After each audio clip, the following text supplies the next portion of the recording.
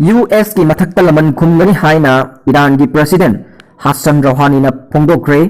Iran अमसुंग region असिगी निंगतम बलेबाकसिंगना revolutionary guards commander Qasem Soleimani बु ngarang इराई निमित्ता हातखिबदुगिदमक यूनाइटेड स्टेट की मथक्ता लमन खुमगनी हाइना ईरान की प्रेसिडेंट हसन रौहानी ना हाइख्रे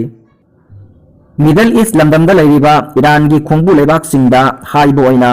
प्रेसिडेंट रौहानी ना अचौबा लेबाक ईरान अमसुंग रीजन असिगी अतै निंगतम बलेबाकसिंगना क्रिमिनल अमेरिका की तमथीरबा क्राइम असिगिदमक लमन खुमगनी हाइबसिदा चिंगनबा लैते हाइखि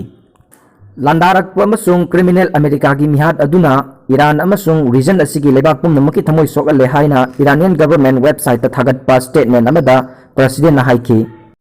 जनरल कासिम सोलेमानी सिकिबदुना ईरान नेशन अमसुंग अतै मनिंग मखा तंबा लेबाकसिंगना अमेरिका की मायोक्ता लेपा फिरेप सरुक अनि हेना सेटसिलहली मसीगी अपंगबा अरानबा थबक असि अमेरिका की उपाय लेतबगी अतोप इंगित अमा उत्पनी अमसुंग रीजन असिदा मकोइगी असोनबदु ताक्सेबनी हाइना प्रेसिडेंट रौहानी ना मखा ताखि इंडिया दा ईरान की एम्बेसडर ओरिबा डॉक्टर अली चेगेरीना अटैक तौरखरबा लेबाक अमना मसा ngathokjanabagi hak pumnamak lei haikre United State की मथक्ता खुद हंदुना अटैक चथनबगी ओइथोकनिंगाई लei हाइना महakna हाइखि